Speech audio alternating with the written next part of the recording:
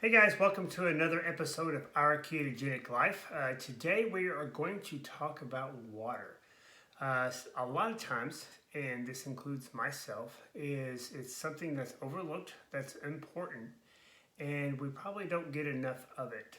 We're going to talk about some benefits of water. What exactly is dehydration? Do you need water, or do you need to have some kind of like commercial Gatorade or Powerade to get you to performing well? And we're going to answer these questions on today's episode.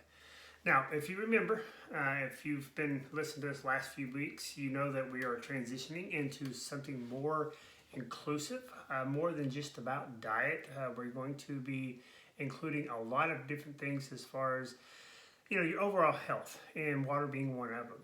And one of the things that we have in our coaching program, in our book, if you've interested in getting our book, it's in the link, is our 4 pillars of health, and exactly how you can incorporate those 4 pillars of your health into your lifestyle so that you can make better choices, so that you can live a happier, healthier life, and more importantly, serve God the way that He wants us to serve Him. So I look forward to doing that. That transition is still in the process. I've been kind of dragging my feet, I guess, a little bit in getting the logo made and getting some back-end work done. But that's in the process, and our new website's going to be coming up hopefully by the end of this week. So you can look forward to that. It's on kevindavishealth.com. And check it out. Let me know what you think about it. You can always get in contact with us through our social media. And what we really appreciate is if you find these podcasts helpful, if you find that you found some benefit, please like and share. Leave us a comment. We'd love to hear comments from our listeners, just to see, are we hitting the topics that you want to be listening to? So that's our goal, is to give you the information that you want to have. Sometimes we do the things that we want to because we know it's important, but sometimes there's something that may be interesting to you that we haven't done a podcast or a YouTube video on. So just reach out to us. We would love to hear from you and see how we could help you. Now, I think the first thing we need to talk about with water, and I've got some stuff written down here, is what is the benefits of water? Why do we need to drink water? One of the things that I think is important is that it improves your performance. If you're doing some kind of exercising, it's going to improve your performance. Losing 2% of your body's weight in water is going to drastically reduce your performance. I think it's like less than 15%. They did a study on some cycle people, and their performance decreased just by losing a few percentage points of their body weight in water. It affects your energy. It affects your brain health. A lot of detox can happen through your kidneys, and I think having that affects your energy. It can affect your mood. If you're dehydrated, you just don't feel as well. And if you don't feel as well, just like we've talked about with our 4 pillars of health, if you don't have everything that's clicking the way it should, you're not going to feel your optimal. You may get by and you'll be able to do the things that you want to do, but you're not going to feel optimal. That's kind of like what we're going for, is what decisions can we make to make you, decisions can you make to make you feel the best that you can. A lot of times with headaches, it can help prevent headaches. If you're dehydrated, you're more inclined to have headaches. Of course, constipation is a big one. If you're having problems with your bowels, it could be just a lack of water. A lot of times we'll go to the doctor's office or the pharmacy and try to get something to help constipation, and it could be just that we're not drinking enough. So something simple can do. And let's just stop here for just a second. Is we talk about the 4 pillars of health. We talk about medication. We talk about supplements. We talk about so many different things that sometimes it's complicated. What foods should you eat? Should you be on a keto, paleo, carnivore? What kind of supplements should you take? How much should you take of the supplements? Those are the questions that we can answer for our clients. But sometimes it boils down to just doing the simple things and getting enough water. And we're going to talk about how much water you should be taking in is something simple that everybody can do. So, sometimes we overcomplicate things, and, I don't think that it's good that we do that. The other thing that helps is kidney stones. If someone has kidney stones, it can cause problems, being dehydrated, and we're going to talk about what dehydration is in just a second. But, if you have any of these things and you're struggling, just start by taking in some water. And in just a minute, we're going to talk about how much you should take in. But, start simple. And that's usually what we try to do with our clients as well, too. We kind of start peeling back the onion layers. And, on the outside, of course, is drinking water. That's one of the things, like quitting sugar. That's one of the first things we try to do before we go deep dive into, recommended supplements and different things like that. So let's talk about water in your body. All right. Roughly, your body is made up around 60 to 67% water. Depends on what you read. But, we're talking about that ballpark. Is that's how much it is as far as the amount of water. Now, where is this water located? And that's important to know. It's important to know exactly where this water is located in your body, because it's going to make a difference on how we're going to treat these. So water inside the cell, 2/3 of the 60%, 2/3 of that 60% is water within the cell. And if you remember from previous podcasts, and if you didn't, I'll remind you, you have millions of cells in your body. So this is where most of your water is located. 2/3 of the water is on the outside of the cell. Now, out of that 2/3, and it's getting a little complicated, so just bear with me. So we're talking about, about 20% of the water, about 25% of that outside of the water that's in your body, that's outside the cell, is made up of your blood. So that's about 8% of your total water in your body. The rest of that is in your interstitial fluid, which is the fluid that's outside the cells as well. And in space, we call it the space in between the cells. It's not your plasma. Your plasma is more of your blood, but the rest of that is the space in between your cells, and that's the interstitial fluid. And then the rest of it is in your digestive tract and your central spinal fluid. So you got 2/3 of the water that you have in your body that's inside your cell. You got 1/3 of that water that's outside the cell. About a quarter of that is of your blood. That's your plasma. And then 60% of the fluid that's outside your cell is in the interstitial fluid. And that's just the space in between all the cells, not including your plasma. So hopefully that didn't complicate things for you. But that's kind of like what we're talking about. And it's important to know that because of this next point. The next point is, what is the difference between dehydration and volume depletion? Two important different things, especially in the medical field. It's very important that we know those things, because in the medical field, that's how we treat things, especially people in the ICU or with trauma and things like that. So dehydration is just water loss only. That's the water that's been lost. It's mostly in interstitial fluid, it's mostly inside the cell that's lost. Volume depletion is the extracellular fluid. That includes your electrolytes and stuff. That's the space in between the cells. And that's kind of including the blood. So that's why it's important to know the difference between the dehydration, and that's the intracellular fluid, and the volume depletion, which is the extracellular fluid.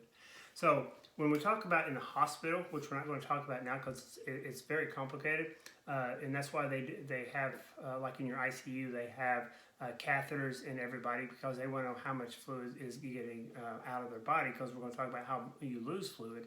But when you're talking about how much going in through several IVs, how much is being urinated out. So it gets really complicated as far as that process. So we're going to talk about just the real world, the things that you and I experience on a daily basis, not being in the hospital. And one of the important things I think that I found is looking at some studies. They did some studies as far as nurses and docs and things like that in a hospital, looking at someone's urine and trying to guess if they're dehydrated or not. And they couldn't come up with a conclusion with that. They were all over the place on the study. There was no conclusive way to look at a urine to see if you're dehydrated. So if you're urinating really dark urine, doesn't mean necessarily that you are dehydrated. So I think it's important to know that as we move on, that cannot be, you cannot depend on that as far as whether you are dehydrated or not. Again, we're not talking about volume depletion. That's usually when you have blood loss and things like that. We're just talking about dehydration. So if you are dehydrated and you're not drinking enough water, where is that water going? Well, first and foremost, the most common place that you lose water is in your urine. Of course, when you urinate, that's mostly water. It also has electrolytes and things like that. The other thing is sweat, and it's going to be important that we know that in just a minute, because depending on if you're sweating a lot or a little, depends on the humidity and the heat and things like that. Depends on really what the best treatment option for that. And then one that's most uncommon that people don't think about is your respiratory. If you're very active, you're going to become more dehydrated. So remember, when it's really hot and humid, let me back up. When you're having respiration and you're having increased respiration, that's how your body is getting rid of CO2, carbon dioxide. Everybody knows that. You breathe in oxygen, you breathe out carbon dioxide. Well, with that carbon dioxide, you're also breathing out some of the water vapor. So when you're doing something very active, and it really depends on, are you in a very hot, humid environment, or are you in a colder environment? Are you wearing a lot of clothes, or are you not wearing a lot of clothes? So a lot of that depends on what the environment looks like as far as your respiration. But that's important to know that you can lose some water through that channel as well. And if you do, you need to make sure that you're getting hydrated like you should. So the next question is, how much water should I drink? Well, that's all over the place as well. I don't think there's really one specific thing, because you have to look at what's going on in your life at that time. What your level of water intake should be today. It may be different than in a couple of days from now. Today you may, if it's Sunday and you're going to church and you're coming home and you're just sitting on the couch not doing anything, your water requirements is not going to be as much as if it's a Tuesday evening. It's middle of summer, it's hot and humid, and you're going out and you're playing basketball, or you're playing around with your kids in the yard. You're going to lose more water. So it's important to know what the environment looks like as far as having the requirements for that. So you have to look at what kind of activities you're doing. Are you sitting around, or are you up doing things? What your environment looks like. What's the temperature? What's the humidity? What kind of clothes are you wearing? But overall, I think from all that I've read on this subject is you can probably gather around 2 to 3 liters per day is what you should be taking in. Now, females, who are smaller stature than a guy usually, they don't have to take in as much. So, but I think if you look at 2 to 3 liters, I think that's fine.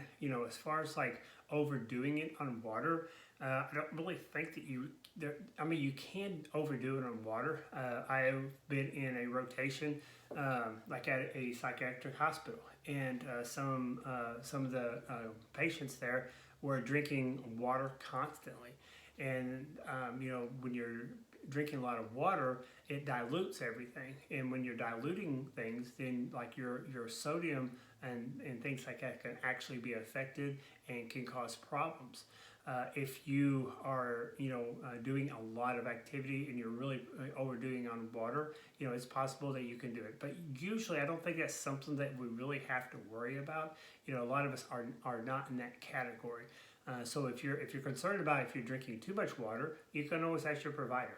With anything else, what we talk about here is we're not your provider as far as like telling you directly what to do. We're just kind of giving you some guidelines and some things for informational purposes.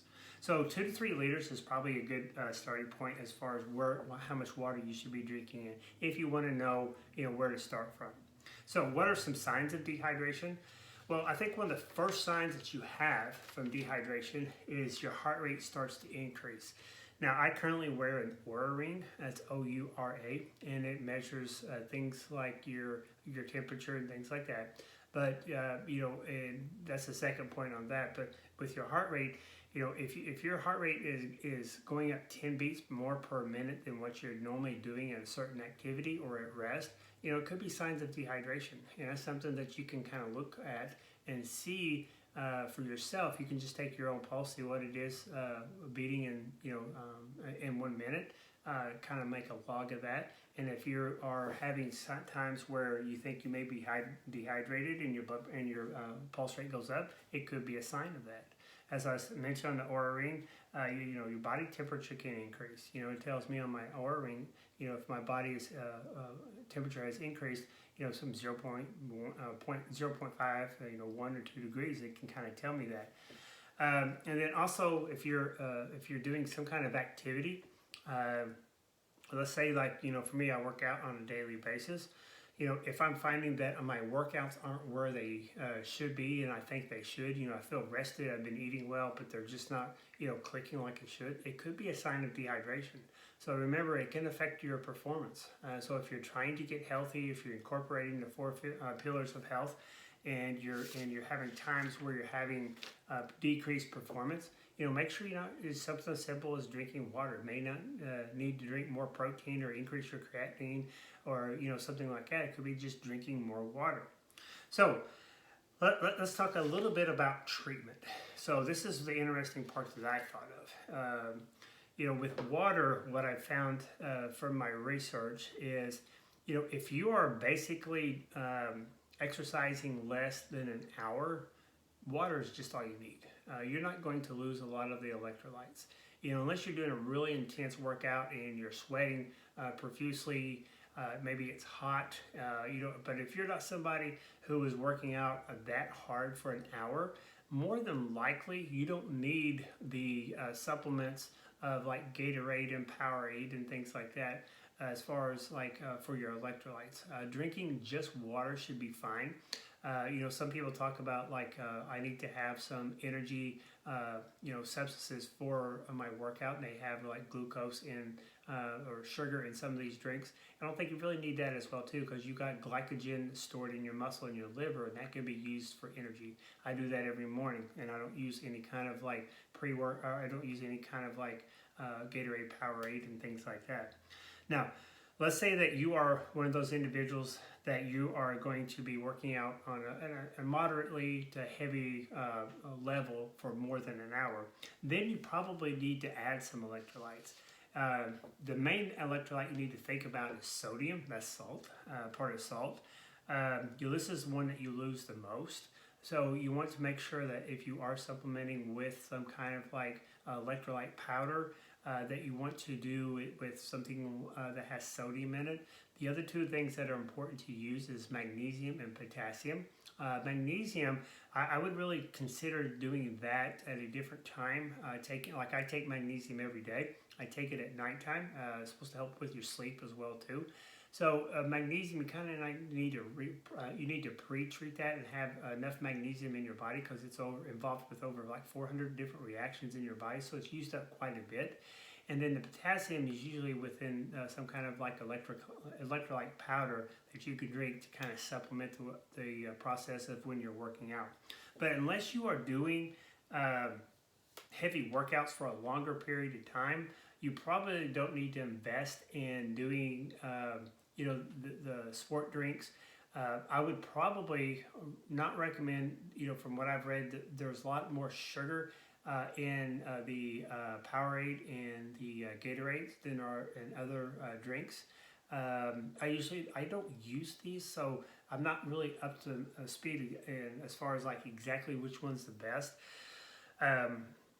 But I would, for the majority of my audience, I think that are listening right now, I think I would just do the water and not have to worry about it. If you need some more, you can get some just electrolyte powder that has sodium or potassium in it, and that should be fine as far as your activity level. Now, if you are one that does, I have a client who does trail running, and what I mean by trail running, I mean he runs like 30 miles up and down hills and things like that. And we've had to do some things with him differently to kind of give him some of the electrolytes and actually some sugar, because he's running for hours at a time, and you burn through that glycogen, that stored glucose in your muscle and your liver, and it has about 2,000 calories to it. So he's somebody who would need something. For you and I who work out, I work out from 30 to 45 minutes in the mornings. I don't need that. I don't need to have that. I just need to make sure that I'm drinking water. And I think one of the most important things that you could do is make sure that you pre-treat. So even before you start exercising, have some water in you. So when you get behind as far as dehydration, it's hard sometimes to catch up if you're doing an extensive workout. Now, a lot of people say, like for glucose, we talked about just a second ago, you have some glucose that's stored of glycogen in your muscle, in your liver. So again, if you're doing a workout less than an hour, you probably don't need to have that extra glucose that a lot of people use in those little gel squirts that you just open up and squirt it in your mouth, and a lot of that can upset your stomach. Some of it has maltodextrin in it, which causes some GI symptoms. And I would really try to stay away from that. Again, if you're working out hard more than an hour and it's an extensive, intense workout, you may need to do something different. But I think that's when you need to get some counsel from somebody who knows what they're doing to help guide you through that process. So, I hope this has helped. Oh, one last thing I forgot on the glucose. If you're working out to lose weight and you're taking in glucose, well, you're not burning that stored glycogen. So I really think you're defeating the process as far as, trying to get to a point where, you're burning up through the sugar, and then you want to start burning some of the fat for fuel. So I think it's important that you look at that too. What is your goal with this? And I know it's a little bit more than just off the topic of just drinking water, but I think it's important that, with the things that we're doing with our lives, what is our goal with this? Is our goal to be a top athlete, to win races, or is our goal to finish and just be healthy? And that's what my goal is with most of the things that I'm doing. So I'm competitive, but I want to compete against myself. I'm not out there really to win races and how much someone can lift. So that's kind of like where I'm at. You may be different, and if you have different goals, then maybe we need to talk about how we can help you reach your goals. So hopefully that's helped a little bit for water. There's different kinds of water. I think if we're talking about what kind of water should you be drinking, I think just regular water would be fine as far as like from tap, and just make sure it's it's filtered. We make sure that it's not have any contaminants in it. One thing I think you need to stay away from a lot is bottled water and plastic, because there's so many toxins associated with that. And that's one thing that I really need to get away. It's convenient, and I know it. That's why I use it as well too.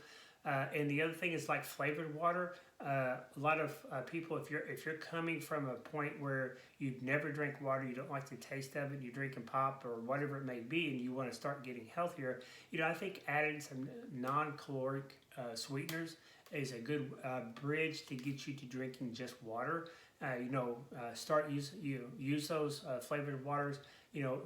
With it in mind, you're just going to do this for short term, and it's not going to be something you're going to do for the rest of your life, but to help you get you from pop to water, drinking some non-caloric flavored water is probably okay to use as a bridge. So today we're going to turn our attention to something in our catechisms. We are going to talk about, today we're going to talk about for whom did Christ obey and suffer? For those whom the Father had given him. So, when Christ went to the cross and he died for our sins, the one thing that he did, he made that sacrifice by choice. He didn't have to do that. He made it by choice. And he made it for you, and he made it for me. And, he obeyed God in what God wanted him to do. He had to suffer. And sometimes that happens with us too. Sometimes we don't want to do what God wants us to do. We want to do what we want to do. But Christ led by example that we should be doing what God wants us to do. And sometimes it's not all roses. Sometimes there's times when we obey Christ, and we have to suffer. And that's just something that we have to be prepared to do here while we're here on earth. So just know that during this perilous times, with all things going on overseas, the gas prices, and just all things going on, just look to Him, obey Him, and continue to obey Him, because you know that what the ultimate end is for us to be in heaven with Him. So hopefully that's helped today, guys. Hopefully that has given you some ideas as far as water, give you a background why it's important, how much you should be taking in, and things to look for as far as dehydration, and make sure that you're getting enough water in your system depending on your activity level, humidity, and things like that. Anyway, you guys have a great day, and we will see you guys next week. Remember, be fit and be faithful.